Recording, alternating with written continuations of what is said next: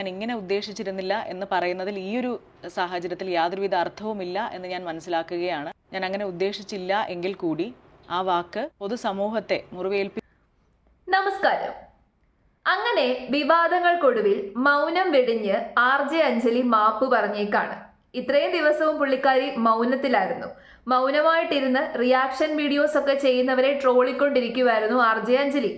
RJ അഞ്ജലിയുടെ Instagram എടുത്ത് നോക്കിയവർക്കറിയാം, നമ്മുടെ മീശമാധവനകത്തെ ആ ഒരു രംഗങ്ങളൊക്കെ ഇട്ടുകൊണ്ട് ഭയങ്കര ട്രോളലായിരുന്നു. ഇതുവരെയും പുള്ളിക്കാരിയുടെ ഭാഗത്ത് തെറ്റുണ്ടായിരുന്നു എന്ന് പുള്ളിക്കാരിക്ക് മനസ്സിലായില്ല. പക്ഷെ ഇപ്പൊ മനസ്സിലായെന്ന് തോന്നുന്നു. അതുകൊണ്ടാണല്ലോ മാപ്പപേക്ഷയുമായിട്ടൊക്കെ വന്നത്. പക്ഷേ നിങ്ങളൊന്ന് ആലോചിച്ച് നോക്കിക്കേ, ഒറ്റ ഒരു പ്രയോഗം കൊണ്ടാണ് പുള്ളിക്കാരി കയറി പോയത്. ഇതാണ് സോഷ്യൽ മീഡിയ. നമ്മുടെ സോഷ്യൽ മീഡിയ എന്ന് പറയുന്നത് ഭയങ്കര പവർഫുൾ ആയിട്ടുള്ളൊരു കാര്യമാണ്. അതായത് നമ്മൾ ഉപയോഗിക്കുന്ന വാക്കുകൾ വളരെ സൂക്ഷിച്ച് ഉപയോഗിക്കണം എന്ന് പറയുന്നത് ഇതിനാണ്. ഒരു പബ്ലിക് പ്ലാറ്റ്ഫോമിൽ വന്നിട്ട് എന്ത് കാര്യം നമ്മൾ പറഞ്ഞു കഴിഞ്ഞാലും, എന്തൊരു വാക്ക് ഉപയോഗിച്ചു കഴിഞ്ഞാലും നമ്മളെ ജഡ്ജ് ചെയ്യാൻ ഒരുപാട് ആൾക്കാർ ഇരിപ്പുണ്ട്. ഒരുപാട് ആൾക്കാർ ഇത് കേൾക്കുന്നതാണ്. അപ്പൊ ഇത്തരം പ്രയോഗങ്ങൾ ഉപയോഗിക്കുന്ന സമയത്ത് ഉറപ്പായിട്ടും അത് വിവാദമാകും, അത് പ്രശ്നമാകും. പ്രത്യേകിച്ച് RJ അഞ്ജലിയെ പോലെയുള്ളൊരു വ്യക്തി അവരുടെ വാക്കുകൾ കൊണ്ട് ജീവിക്കുന്ന വ്യക്തിയാണ്. അപ്പം വാക്കുകൾക്ക് നല്ല രീതിയിൽ പ്രാധാന്യം കൊടുക്കുക. മോശപ്പെട്ട വാക്കാണെന്നുണ്ടെങ്കിൽ അത് സംസാരിക്കാതെ ഇരിക്കുക, ഒഴിവാക്കുക. നമ്മൾ സംസ്കാരം എന്ന് പറയുന്നത് നമ്മുടെ വാക്കുകളിലൂടെ പ്രതിഫലിക്കുന്ന ഒരു കാര്യമാണ്. ഏറ്റവും കൂടുതൽ നമ്മുടെ വാക്കുകളിലൂടെ പ്രതിഫലിക്കുന്ന ഒരു കാര്യമാണ് സംസ്കാരം എന്ന് പറയുന്നത്. അപ്പോൾ ആ സംസ്കാരമില്ലായ്മ വാക്കുകളിൽ കാണിച്ചു കഴിഞ്ഞാൽ ഉറപ്പായിട്ടും ആൾക്കാരത് വിവാദമാക്കും. അതാണിപ്പോൾ RJ അഞ്ജലിയുടെ കാര്യത്തിൽ ഉണ്ടായത്. ഇത് ഭാഗ്യമാണോ നിർഭാഗ്യമാണോ എന്നറിയത്തില്ല. കാരണം ഓരോ വ്യക്തികളൊക്കെ തലകുത്തി മറിഞ്ഞ് കോപ്രായം കാണിച്ചിട്ടൊക്കെയാണ് എയറിൽ കയറിപ്പോകുന്നത്. എയറിൽ കയറുക എന്ന് പറയുന്നത് ആദ്യമൊക്കെ ചിലപ്പോൾ അതൊരു നിർഭാഗ്യമാണ് എന്ന് തോന്നിയാലും അത് സത്യത്തിൽ ഒരു ഭാഗ്യമാണ്. കാരണം സോഷ്യൽ മീഡിയയിൽ എയറിൽ പോവുക എന്ന് പറഞ്ഞു കഴിഞ്ഞാൽ കുറച്ച് പബ്ലിസിറ്റി കിട്ടുക എന്നുള്ളതാണ് അർത്ഥം. അപ്പം ഏതായാലും RJ അഞ്ജലിയുടെ മാപ്പപേക്ഷ നമുക്കൊന്ന് കേട്ടിട്ട് വരാം. ഇത് നിങ്ങൾ കാത്തിരുന്ന വീഡിയോ തന്നെയാണ്. ലോകമെമ്പാടുമുള്ള എല്ലാ മലയാളികൾക്കും നമസ്കാരം. ഞാൻ RJ അഞ്ജലി. എനിക്ക് എപ്പോഴും നിങ്ങളോട് സംസാരിക്കാൻ കൊതിയാണ്. എത്ര സംസാരിച്ചാലും തീരാത്ത അത്ര സ്നേഹം മനസ്സിൽ സൂക്ഷിക്കുന്ന ആളാണ്. കഴിഞ്ഞ ദിവസം എൻ്റെ പേജിലൂടെ ഒരു പ്രാങ്ക് വീഡിയോ ഞാൻ പബ്ലിഷ് ചെയ്തിട്ടുണ്ടായിരുന്നു. അതിൽ ഞാൻ അങ്ങനെ ഉദ്ദേശിച്ചിരുന്നില്ല, ഞാൻ ഇങ്ങനെ ഉദ്ദേശിച്ചിരുന്നില്ല എന്ന് പറയുന്നതിൽ ഈ ഒരു സാഹചര്യത്തിൽ യാതൊരുവിധ അർത്ഥവുമില്ല എന്ന് ഞാൻ മനസ്സിലാക്കുകയാണ്. ഞാൻ അങ്ങനെ ഉദ്ദേശിച്ചില്ല എങ്കിൽ കൂടി ആ വാക്ക് പൊതുസമൂഹത്തെ മുറിവേൽപ്പിച്ചു എന്ന് മനസ്സിലാക്കുന്നത് കൊണ്ട് തന്നെ എല്ലാ പ്രിയപ്പെട്ടവരോടും നിരുപാധികം ക്ഷമ ചോദിക്കുകയാണ്. വീഡിയോ എടുക്കുന്നതിന് തൊട്ടു മുമ്പ് വളരെയധികം തമാശ രൂപേണ ഞങ്ങൾ സംസാരിച്ചു കൊണ്ടിരുന്നത് മീശമാധവൻ എന്ന ചിത്രത്തിലെ വിഷുക്കണിയുമായി ബന്ധപ്പെട്ട വിഷ്വൽസ് മാത്രമാണ്. അത് സംസാരിച്ച് ചിരിച്ചുകൊണ്ടാണ് വീഡിയോ ഞങ്ങൾ ആരംഭിച്ചത്. വീഡിയോ പബ്ലിഷ് ചെയ്തപ്പോൾ ആദ്യത്തെ കുറച്ച് മണിക്കൂറുകൾക്കുള്ളിൽ ഞങ്ങൾ വിചാരിച്ചത് ആ വാക്കിനോടുള്ള പ്രതിഷേധമാണ് നിങ്ങൾ രേഖപ്പെടുത്തിക്കൊണ്ടിരിക്കുന്നത് എന്നാണ്. വിളിച്ച വ്യക്തിയുടെ തൊഴിലുമായി ബന്ധപ്പെട്ട ഒരു അധിക്ഷേപം രേഖപ്പെടുത്തണമെന്നോ അദ്ദേഹത്തിന് അങ്ങനെ ഇൻസൾട്ട് ചെയ്യണമെന്നോ ഞങ്ങൾ ഒരു തരത്തിലും വിചാരിച്ചിട്ടുണ്ടായിരുന്നില്ല. പ്രാങ്ക് സ്റ്റാറിലേക്ക് യാതൊരുവിധ ബന്ധവുമില്ലാത്തൊരു വ്യക്തിയെ റാൻഡമായി വിളിക്കുകയല്ല, ഗൂഗിൾ ഫോം വഴി രജിസ്റ്റർ ചെയ്തവരിൽ നിന്ന് മാത്രമാണ് വിളിക്കേണ്ട ആൾക്കാരെ ചൂസ് ചെയ്യുന്നത്. വിളിക്കുന്ന വ്യക്തിയുടെ പേരോ ഐഡന്റിറ്റിയോ യാതൊരു കാരണവശാലും ഈ സാഹചര്യത്തിലെ ഇതുപോലെ തന്നെ പബ്ലിഷ് ചെയ്യാൻ ശ്രമിക്കാതിരിക്കുകയും ചെയ്യും. ഇവിടെ യാതൊരുവിധ ന്യായീകരണങ്ങൾക്കും പ്രസക്തിയില്ല എന്ന തിരിച്ചറിവിൽ നിന്നുകൊണ്ട് തന്നെ ഇത്തരത്തിലുള്ള മിസ്റ്റേക്കുകൾ എൻ്റെ ഭാഗത്ത് നിന്ന് ഇനിമേൽ വരാതിരിക്കാൻ പൂർണ്ണമായിട്ടുള്ള ഒരു പരിശ്രമം ഉണ്ടാകും എന്ന് ഉറപ്പ് നൽകുകയാണ്. തെറ്റ് ചൂണ്ടിക്കാണിച്ച എന്നെ തിരുത്താൻ ശ്രമിച്ച എല്ലാ പ്രിയപ്പെട്ടവർക്കും ഹൃദയത്തിൻ്റെ ഭാഷയിൽ നന്ദി. ഏതായാലും അധികം ന്യായീകരിക്കാനൊന്നും നിന്നില്ല. തെറ്റ് മനസ്സിലാക്കി പൂർണ്ണമായിട്ടും മാപ്പ് പറഞ്ഞിട്ടുണ്ട്. നോർമലി ആൾക്കാർ ന്യായീകരണങ്ങളൊക്കെ നടത്താറുണ്ട്. ഞാൻ അതുകൊണ്ടാണ് പറഞ്ഞത്, ഞാൻ ഇതുകൊണ്ടാണ് പറഞ്ഞത് എന്നൊക്കെ ന്യായീകരിക്കാറുണ്ട്. പക്ഷേ ഇവിടെ അഞ്ജലി ചേച്ചി ന്യായീകരണങ്ങളൊന്നും നടത്തിയില്ല. വളരെ നല്ല കാര്യം. തെറ്റ് മനസ്സിലാക്കി മാപ്പ് പറയാൻ കാണിക്കുന്ന മനസ്സെന്ന് പറയുന്നത് അത് വലിയ മനസ്സ് തന്നെയാണ്. അതിനെ അംഗീകരിച്ചിരിക്കുന്നു. ഞാൻ കഴിഞ്ഞ ദിവസം ഒരു വീഡിയോ ചെയ്തിരുന്നു. ഇവരെക്കുറിച്ച് തന്നെയാണ് ആ വീഡിയോയിൽ പറഞ്ഞിരുന്നത്. അന്ന് ഞാൻ പറഞ്ഞൊരു കാര്യമുണ്ട്. സോഷ്യൽ മീഡിയയിൽ വന്ന് ഇത്തരം ഒരു കാര്യം ചെയ്യുമ്പോൾ നമ്മളത് തെറ്റാണ് ചെയ്തത് എന്ന് തോന്നിക്കഴിഞ്ഞാൽ ആദ്യം ചെയ്യേണ്ടത് എന്താണ്? സോഷ്യൽ മീഡിയയിൽ തന്നെ വന്ന് മാപ്പ് പറയുക. ഞാൻ തെറ്റാണ് ചെയ്തത് എന്ന് സമ്മതിച്ചൊരു മാപ്പ് പറയുക. അത് അത്യാവശ്യമാണ്. കാരണം സോഷ്യൽ മീഡിയ കൊണ്ട് ജീവിക്കുന്ന ആൾക്കാരെ ഉറപ്പായിട്ടും സോഷ്യൽ മീഡിയയിലുള്ള ആൾക്കാരെ ബോധ്യപ്പെടുത്തണം. നമ്മൾ പറയും എനിക്ക് ആരെയും ബോധ്യപ്പെടുത്തേണ്ട കാര്യമൊന്നുമില്ല. അങ്ങനെ ബോധ്യപ്പെടുത്തേണ്ട കാര്യമില്ലാത്തവരാരാണ്? നോർമലായിട്ടുള്ള ആൾക്കാർക്ക് ബോധ്യപ്പെടുത്തണ്ട. പക്ഷേ സോഷ്യൽ മീഡിയയിൽ വൈറലായിട്ട് നിൽക്കുന്ന അല്ലെങ്കിൽ സോഷ്യൽ മീഡിയ കൊണ്ട് ജീവിക്കുന്ന ആൾക്കാരെ സംബന്ധിച്ചിടത്തോളം അതല്ല, എല്ലാവരെയും ബോധ്യപ്പെടുത്തണം. നമ്മൾ തെറ്റ് ചെയ്തിട്ടുണ്ടെങ്കിൽ തെറ്റാണ് എന്ന് സമ്മതിക്കുക, തുറന്നു പറയുക എന്നുള്ളത് വളരെ അത്യാവശ്യമാണ്. ആ കാര്യം ചെയ്തു, നന്ദി. അതിന് ഞാൻ നന്ദി പറയുന്നു. ഞാൻ അങ്ങോട്ട് നന്ദി പറയുവാണ്.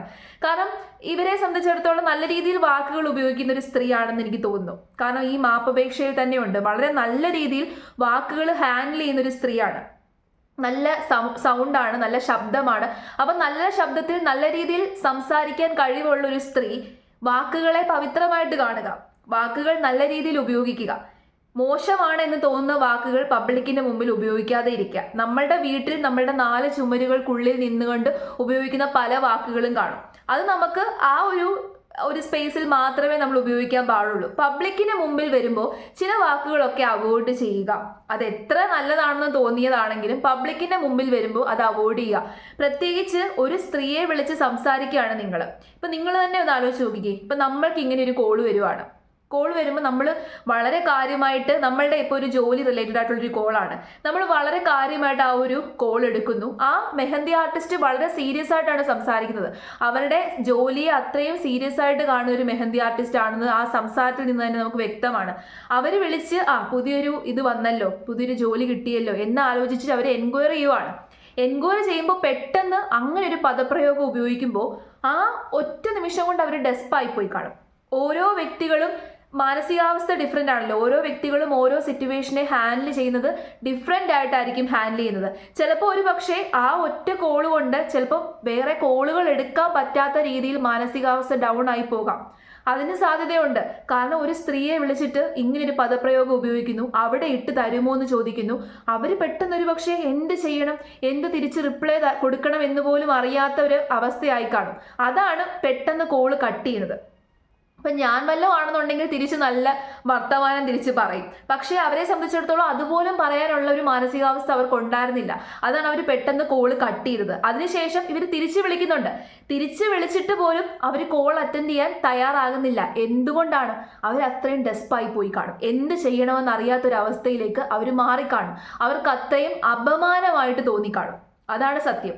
അവർക്ക് അത്രയും അപമാനമായിട്ട് തോന്നിക്കാണും. അപ്പോൾ ഒരാളെ അപമാനിച്ചുകൊണ്ടല്ല നമ്മൾ കളിയാക്കേണ്ടത് അല്ലെങ്കിൽ പ്രാങ്ക് ചെയ്യേണ്ടത്. ഒരാളെ അപമാനിച്ച് അയാളുടെ മാനസികാവസ്ഥയെ തകർത്തുകൊണ്ടല്ല നമ്മൾ പ്രാങ്ക് ഒക്കെ ചെയ്യുന്നത്. നമ്മളുടെ കൂട്ടുകാർ തമ്മിലും വീട്ടുകാർ തമ്മിലും അങ്ങോട്ടും ഇങ്ങോട്ടും ചെറിയ രീതിയിലുള്ള പ്രാങ്കുകളൊക്കെ ചെയ്യാറുണ്ട്. അതൊക്കെ നോർമലാണ്, അതൊക്കെ മനുഷ്യ സഹജമാണ്. ഞാൻ പ്രാങ്ക് ടോട്ടലി വൃത്തികേടാണെന്നൊന്നും ഞാൻ പറയുന്നില്ല. ചെറിയ രീതിയിലുള്ള കളിയാക്കലുകളും കുസൃതിയും ഒക്കെ നല്ലതാണ്. പക്ഷേ അത് അതിര് കടന്നു കഴിഞ്ഞാൽ അത് ദോഷമാണ്. അത് നിങ്ങൾ മനസ്സിലാക്കുക. പിന്നെ ഈ ഒരു കോളിൽ മാത്രമല്ല നിങ്ങൾ ആ ഒരു പദപ്രയോഗം ഉപയോഗിച്ചത്. ഇതിനു മുമ്പ് ഒരു പുരുഷന്റെ അടുത്തും ആ പദപ്രയോഗം ഉപയോഗിച്ചു. അയാൾക്ക് പിന്നെ അത് മനസ്സിലായി പ്രാങ്ക് ആണെന്ന്. പക്ഷേ ഓരോ വ്യക്തികളും ഓരോ സാഹചര്യവും നേരിടുന്നത് പല രീതിയിലാണ്. അവരുടെ മാനസികാവസ്ഥ പല രീതിയിലാണ്, സിറ്റുവേഷനുകൾ പല രീതിയിലാണ്. ഇപ്പൊ തന്നെ നിങ്ങളൊന്ന് ആലോചിച്ച് നോക്കിക്കേ. നിങ്ങൾ വിളിക്കുമ്പോൾ ആ സ്ത്രീ എന്തെങ്കിലും ഒരു സീരിയസ് ആയിട്ടുള്ള സിറ്റുവേഷനിൽ ഇരിക്കുമായിരുന്നു. സീരിയസ് ആയിട്ടുള്ള സിറ്റുവേഷനിൽ ഇരിക്കുമ്പോഴാണ് നിങ്ങളുടെ കോള് അറ്റൻഡ് ചെയ്യുന്നത്. ഇപ്പോൾ വർക്ക് റിലേറ്റഡ് ആയിട്ടുള്ള കോള് വരുന്ന ഫോണായിരിക്കും. അവരപ്പോൾ അത് അറ്റൻഡ് ചെയ്തു. അപ്പോൾ ഒരു വർക്ക് കിട്ടിയല്ലോ എന്നുള്ളൊരു സമാധാനത്തിൽ നിങ്ങളോട് എൻക്വയറി ചെയ്യുന്ന സമയത്ത് ഇങ്ങനെ ഒരു കാര്യത്തിലൂടെ അവർ കടന്നു പോകേണ്ടി വരുമ്പോൾ ടോട്ടലി അവരില്ലാതെയായി പോവും. ചിലപ്പോൾ എന്ത് സിറ്റുവേഷനിലാണ് അവരിയ്ക്കുന്നത് എന്ന് കോളിൻ്റെ ഇപ്പുറത്തിരിക്കുന്ന നിങ്ങൾക്ക് മനസ്സിലാവത്തില്ല. അപ്പോൾ ഇത്രയും മെച്യൂറായിട്ട് സംസാരിക്കാൻ അറിയാവുന്ന താങ്കളെ പോലെയുള്ളവർ കുറച്ചും കൂടി മെച്യൂരിറ്റി കാണിക്കാം. ഇത്തരം സന്ദർഭത്തിൽ കുറച്ചും കൂടി മെച്യൂരിറ്റി കാണിക്കുക. വിനോദത്തിന് വേണ്ടിയിട്ടാണ് എന്ന് മനസ്സിലായി. പക്ഷെ വിനോദത്തിന് വേണ്ടിയിട്ട് വേറെ ഒരുപാട് പരിപാടികൾ കാണിക്കാമല്ലോ. അറ്റ്ലീസ്റ്റ് ഇത്തരം പദപ്രയോഗങ്ങളെങ്കിലും ഒന്ന് ഒഴിവാക്കിയാൽ വളരെ നല്ലതാണ്. ഇപ്പോൾ ഇവരുടെ ബാക്കിയുള്ള വീഡിയോസ് പ്രാങ്ക് കോളുകളൊക്കെ എടുത്ത് നോക്കിക്കഴിഞ്ഞാൽ ഇവർ നല്ലതായിട്ട് സംസാരിക്കുന്നുണ്ട്. RJ ആകുമ്പോൾ ഉറപ്പായിട്ടും നല്ല രീതിയിൽ സംസാരിക്കുന്ന വ്യക്തികളാണ്, വാക്കുകൾ നല്ല രീതിയിൽ ഉപയോഗിക്കുന്ന വ്യക്തികളാണ്. അപ്പോൾ വാക്കുകൾ നല്ല രീതിയിൽ ഉപയോഗിക്കുന്ന വ്യക്തികളാകുമ്പോൾ പദപ്രയോഗങ്ങൾ സൂക്ഷിക്കുക, വാക്കുകളെ പവിത്രമായിട്ട് കാണുക, സംസ്കാരമുള്ള വാക്കുകൾ ഉപയോഗിക്കുക. ഇതൊക്കെ വളരെ അത്യാവശ്യമാണ്. പബ്ലിക്കിന് മുമ്പിൽ പറയുമ്പോൾ നിങ്ങൾ പറയുന്നത് കുട്ടികളും കേൾക്കും എന്നൊരു വിചാരം മനസ്സിലുണ്ടാവുന്നത് നല്ലതാണ്. നമ്മൾ ഏറ്റവും കൂടുതൽ ചെറിയ ആൾക്കാർക്ക് സംസ്കാരം പകർന്നു കൊടുക്കാനാണ് ശ്രമിക്കേണ്ടത്. അപ്പോൾ സോഷ്യൽ മീഡിയയിൽ നിൽക്കുമ്പോൾ ഇങ്ങനൊരു പബ്ലിക് പ്ലാറ്റ്ഫോമിൽ വീഡിയോ ഇടുമ്പോൾ അതിൻ്റേതായിട്ടുള്ള കുറേ ഉത്തരവാദിത്തങ്ങളുണ്ട്. അത് മനസ്സിലാക്കി മുന്നോട്ട് പോയി കഴിഞ്ഞാൽ കൊള്ളാം. ഏതായാലും മാപ്പ് പറയാൻ കാണിച്ച ആ ഒരു മനസ്സിന് നന്ദി.